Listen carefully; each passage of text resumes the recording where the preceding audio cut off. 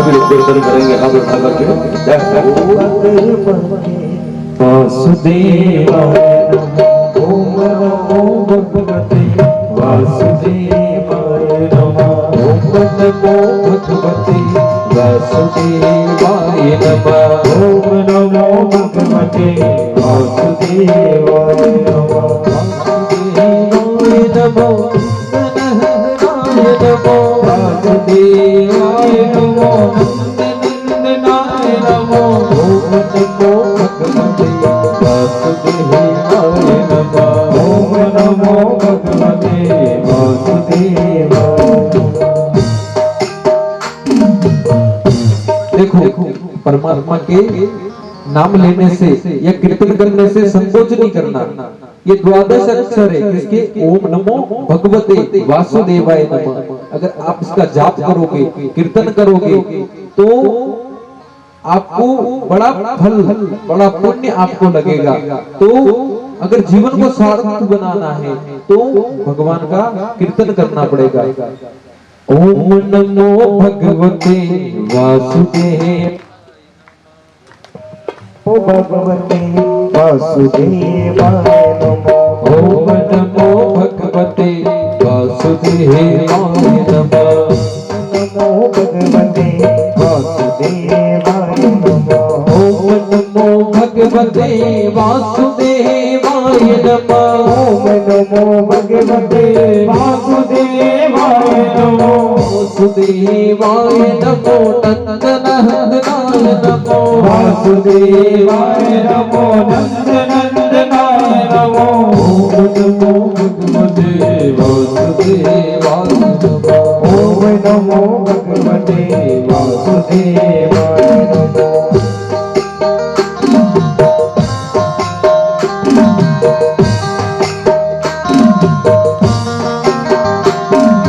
वासुदेवाय नमो नंदनाय नमो। वासुदेवाय नमो नंदनाय नमो। ओम नमो भगवते वासुदेवाय नमः। ओम नमो भगवते वासुदेवाय नमः। ओम नमो भगवते वासुदेवाय नमः।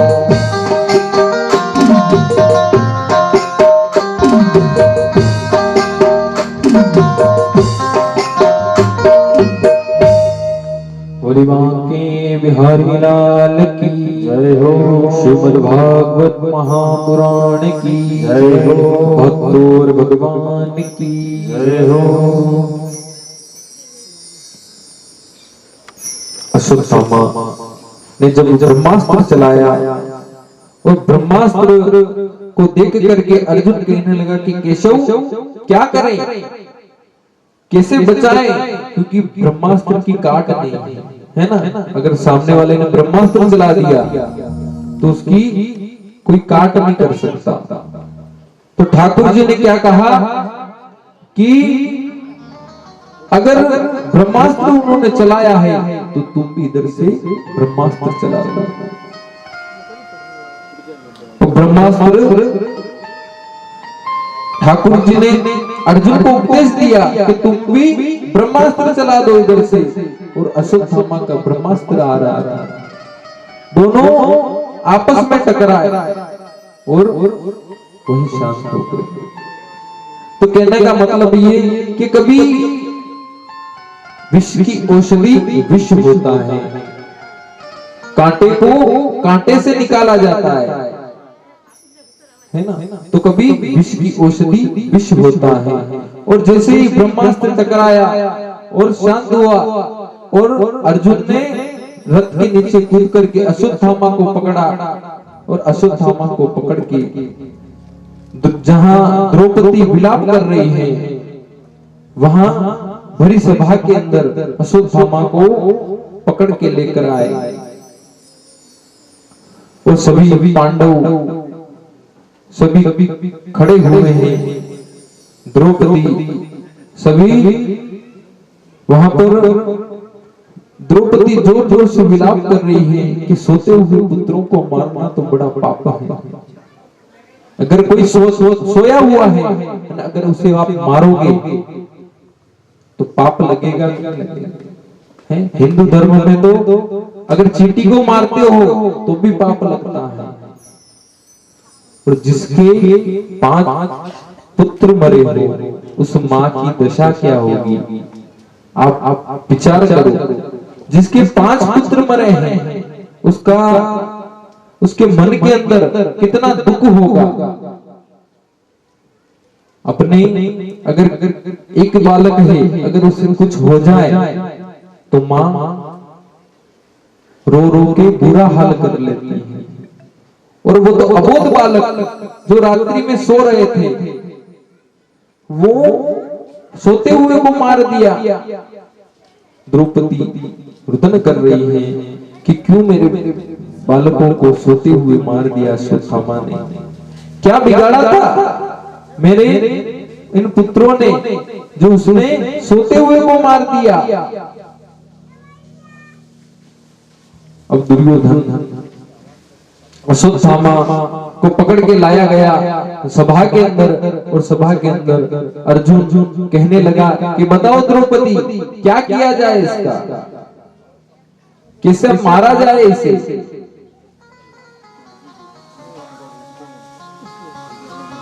इसको जैसे तुम बोलोगे उस प्रकार हम इसे दंड देंगे। अब द्रौपदी विलाप करती और कहने लगी कि अगर आप इसको मार दोगे तो द्रोणाचार्य के पुत्र हैं कौन? अश्वत्थामा।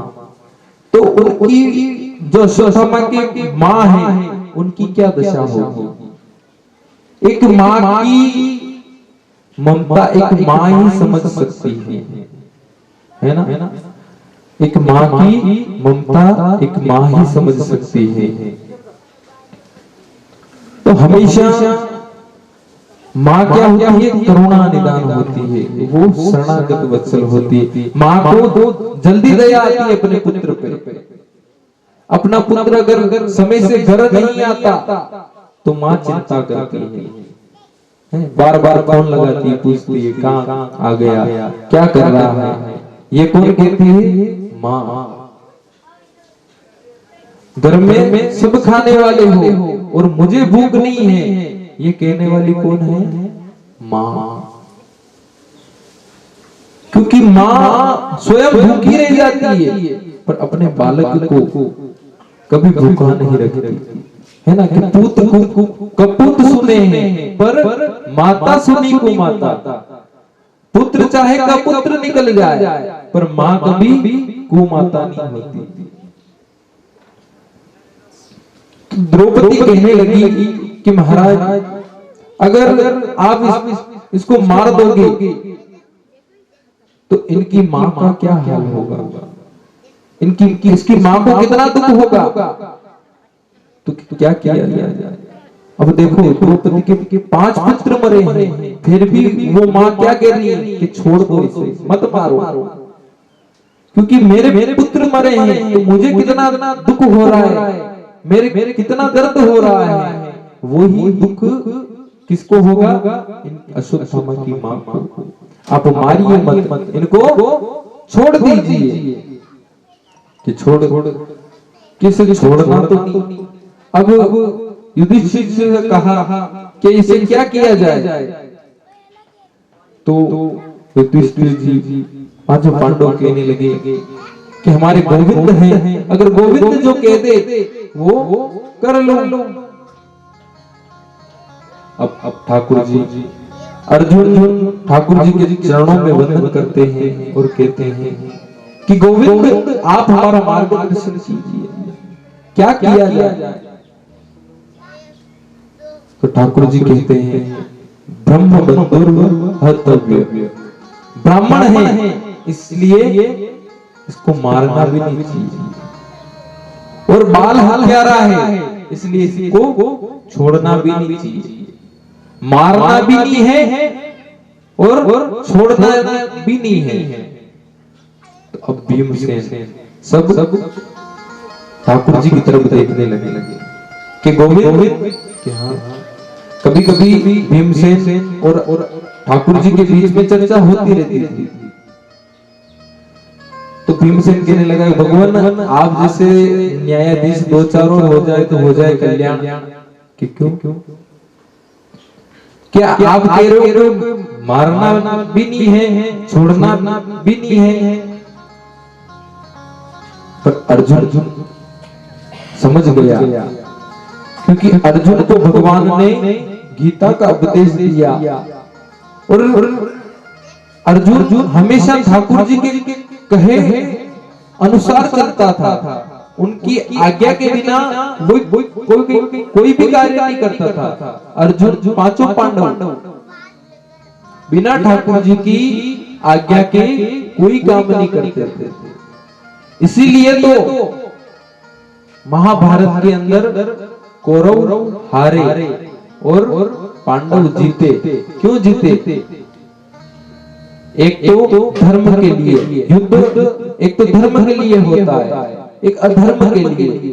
तो अब युद्ध जो पांडवों का था वो किसके लिए था? धर्म के लिए। वो धर्म के मार्ग पर चल रहे थे, ठाकुर जी की मार्ग पर चल रहे थे। धर्म और अधर्म के बीच में जब युद्ध होता है तो जीत जिसकी होती है? धर्म की। कहते हैं ना धर्म की जय हो अधर्म का नाश हो। तो धर्म की जीत होती है।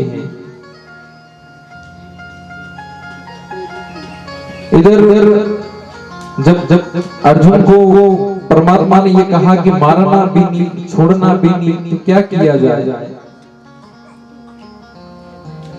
तो अश्वत्थामा को सभा के अंदर आदि मूंछ काट दी, आदि दाढ़ी और जो मणि थी तेज मणि मस्तिष्क के अंदर वो निकाल दी गई और मणि निकाल करके अश्वत्थामा को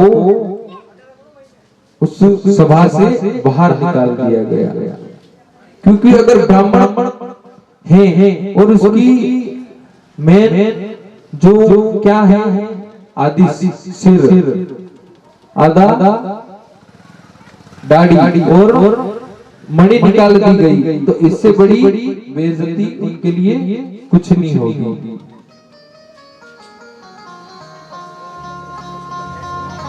और सभा से बाहर निकाला तो सभी जो सभा के अंदर लोग खड़े थे वो कहने लगे कि उच्च निवास नीच करतूती। ये कहने में तो अर्जुन के गुरु हैं, कौन? द्रोणाचार्य, उनका पुत्र है। इतना बड़े कुल में जन्म लेकर के ऐसा नीच काम किया। अब सब लोग उनको ऐसी ऐसी बातें सुना रहे हैं। तो अश्वत्थामा के मन में पांडवों के प्रति कि मैं किसी को छोड़ूंगा नहीं। अब अश्वत्थामा चलता हुआ अपने आश्रम पर गया और वहां जाकर के बैठे बैठे विचार कर रहा कि द्रौपदी के 5 पुत्रों को तो मैंने मार दिया, अब इनके कुल में बचा कौन है? कौन बचा है? अभिमन्यु की पत्नी। कौन? उत्तरा। सुना है कि अभिमन्यु तो युद्ध के अंदर मारा गया और उनकी पत्नी बची। कौन? उत्तरा। और उनके यहाँ सुना है कि उनके गर्भ में कोई बालक है और 9 मास पूर्ण होने को आ रहे हैं। अब अश्वत्थामा वहीं से अभिमन्यु करके ब्रह्मास्त्र चलाता है। ब्रह्मास्त्र चलाता है तो उत्तरा ने जब उस ब्रह्मास्त्र को आते देखा तो वो ठाकुर जी से प्रार्थना करने लगी, पाहि पाहि महायोगेंद्र देव देव जगतपति, कि हे परमात्मा मुझे बचाओ, मुझे आप बचाओ। मेरे कुछ हो जाए कोई बात नहीं, पर मेरे बालकों की कुछ नहीं होना चाहिए। जो मेरा बालक है उसके कुछ नहीं होना चाहिए, चाहे मेरे कुछ भी हो जाए कोई बात नहीं, पर मेरा जो बालक है इसे कुछ नहीं होना चाहिए। ठाकुर जी माता कुंती प्रार्थना करने लगी, हे गोविंद एक ही बच्चा है, अगर इसे कुछ हो गया तो हमारे कुल के अंदर कोई पानी देने वाला नहीं बचेगा। कुल के अंदर पानी देने वाला कोई नहीं रहेगा। अब प्रार्थना करने लगे तो ठाकुर जी उत्तरा के सामने आए। उत्तरा के सामने आकर के सूक्ष्म रूप धारण करके मां उत्तरा के गर्भ में प्रवेश करते हैं परमात्मा, और गर्भस्थ शिशु की ठाकुर जी रक्षा करते हैं। और उत्तरा से कहते रहते हैं अब कैसा लग रहा है, अब आराम है, अब ठीक तो है। और उसी उत्तरा के गर्भ से जन्म लेते हैं कौन? परीक्षित जी महाराज। बोले परीक्षित जी महाराज की जय हो। परीक्षित का जन्म होता है।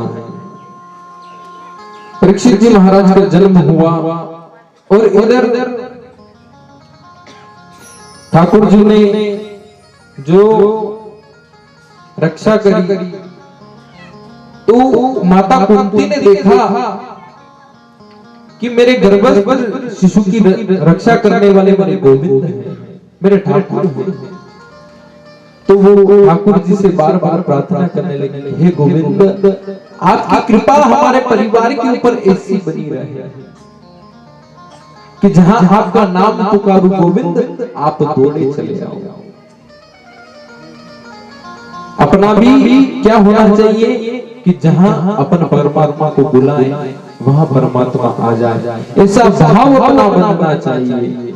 कहते हैं ना कि भावना में यदि भाव है तो भावना बेकार है, और भावना में यदि भाव है तो भव से बेड़ा पार है। भावना में भाव लाने होंगे। जैसे कि आज कथा का समय क्या था? 11:30 बजे। आते कितने बजे? 12:30। 11:30 बजे का टाइम है कथा के अंदर, और आ कितनी बजे रहे? 12:30 बजे, है ना? तो फिर कहते हैं कि लेट कौन हो? मैं बाहर भी गया, फिर भी 11:30 बजे हमारी टीम आकर के बैठ गई थी यहाँ पर। 11:30 बजे गुरु वंदना शुरू हो गई थी, पर समय पे आप समय पे नहीं आते हो, तो हमेशा समय का ध्यान रखो। 11:30 बजे का समय है तो 11:30 बजे आप पधारो तो कथा प्रारंभ हो जाए। और जो जजमान है वो भी समय से, अगर समय से आओगे तो समय से कार्य शुरू हो जाता है। अगर लेट होते हो तो फिर जो कार्यक्रम का जो समय है उस समय अनुसार चले तो बड़ा आनंद आता है। कोई भी आता है, कोई देखता है तो ठीक लगता है।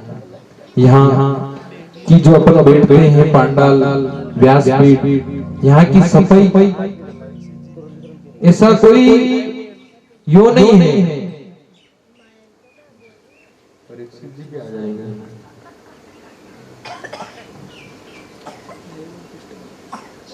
तो यहाँ की जो सफाई है वो किसकी जिम्मेदारी?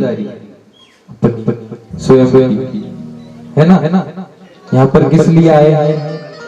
ये कथा जो हो रही है, ये कथा किस लिए हो रही है? तन मन धन सबको पवित्र करने के लिए। और यहाँ पर मैंने देखा सुबह समय पर कोई कार्य नहीं हो रहा था, तो हमेशा समय का ध्यान रखो। व्यासपीठ के ऊपर भी फूल पड़े हैं, तो विशेषकर ध्यान रखो इस चीज का। क्योंकि जितनी स्वच्छता रखेंगे परमात्मा ऐसी जगह आएंगे। कहाँ आते हैं परमात्मा? जहाँ सुंदर व्यवस्था हो वहां परमात्मा। अपने घर के अंदर भी अगर कचरा रखेंगे तो भगवान आते हैं, लक्ष्मी आती है? नहीं आती है। सुबह उठते हैं जल्दी, उठ करके घर की सफाई करते हैं और भगवान का पूजन करते हैं। संत महात्मा ने क्यों बताया? प्रातःकाल कराग्रे वसते लक्ष्मी, कर मध्य सरस्वती, कर मूले तु गोविंद, प्रभाते कर दर्शन है। सुबह आपका ब्रह्म मुहूर्त रहता है। ब्रह्म मुहूर्त में उठ करके स्नान करना। स्नान करने के बाद घर का सबसे पहले क्या होता है? साफ सफाई, है ना। माताएं बहनें उठती है तो क्या करती है? घर के अंदर सबसे पहले सफाई करती है।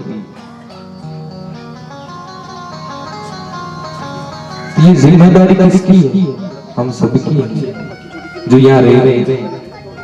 यहाँ ज्ञानी बन के मत रहो। अगर ज्ञानी बन के रहोगे, ज्ञान से परमात्मा नहीं मिलते। परमात्मा कहां से मिलते हैं? भाव से। अगर ज्ञानी बन के बैठोगे कुछ नहीं होने वाला कि हम ऐसे हैं या हम ऐसे हैं।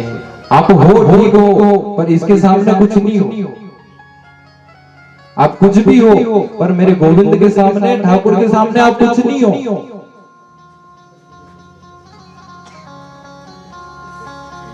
तो हमेशा ध्यान रखो, आप आए हो बैठो पर किस तरीके से बैठो।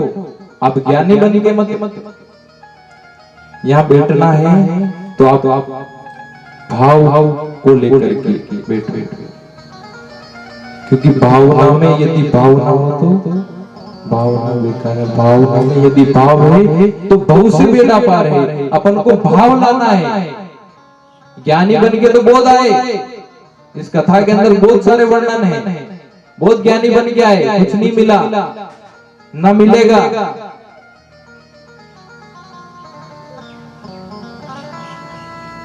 तो हमेशा ध्यान दिया जाए तो सुबह समय से आना और अपनी सबकी जिम्मेदारी है कि यहाँ की सफाई देख ले। कोई भी देख सकता है। परमात्मा के यहाँ झाड़ू निकालने में कोई शर्म थोड़ी आती है। किसी के घर पे तो अपन निकलवा नहीं रहे, कहाँ निकाल रहे? भगवान के यहाँ। व्यासपीठ की सफाई हो जाए। 7 दिन का ही तो अवसर है।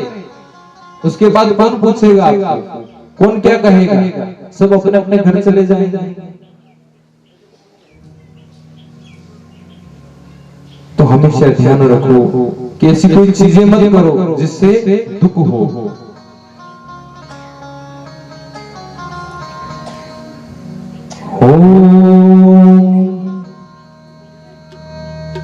हो पापी मन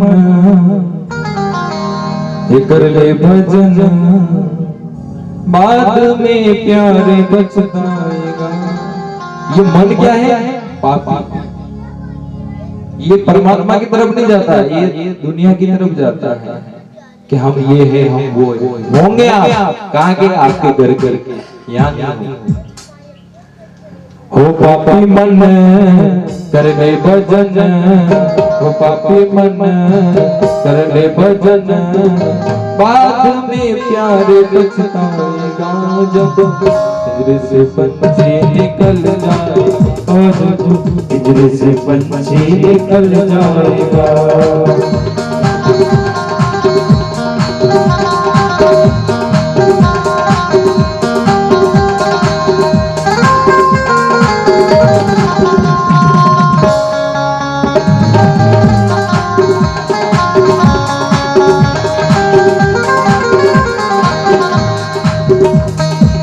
राम नाम को प्यारे घट में तू धर ले, राम नाम को प्यारे घट में तू धर ले, राम नाम की प्यारी माला तू जप ले, राम नाम की प्यारी माला तू जप ले। राम जी का नाम प्यारे काम तेरे आएगा, राम जी का नाम प्यारे काम तेरे आएगा। बात में रे पछताएगा पिंजरे से पंछी निकल जाएगा जब पिंजरे से पंछी निकल जाएगा।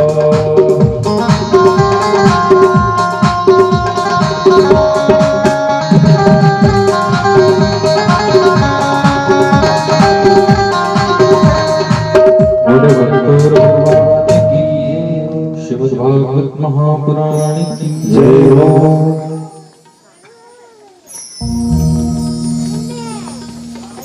परमात्मा जब परीक्षित जी महाराज का जन्म हुआ तो माता कुंती ने देखा कि ठाकुर जी ने मेरे गर्भस्थ शिशु की रक्षा करी। अब जैसे ही उनका जन्म हुआ, अब ठाकुर जी जब महाभारत खत्म हुई तो ठाकुर जी द्वारिका के अंदर जाने की तैयारी कर रहे हैं। ठाकुर जी द्वारिका जाने की तैयारी कर रहे हैं। सभा के अंदर ठाकुर जी बैठे हैं, पांचों पांडव बैठे हैं, द्रौपदी माता उत्तरा सभी बैठी हैं और ठाकुर जी कह रहे कि मैं अब द्वारिका के अंदर जाऊंगा। अब द्वारिका के अंदर जाने का नाम लिया तो माता कुंती ने कहा कि गोविंद आप द्वारिका जा रहे हो? हाँ, मैं अब द्वारिका जाऊंगा। युधिष्ठिर जी पांचों पांडवों के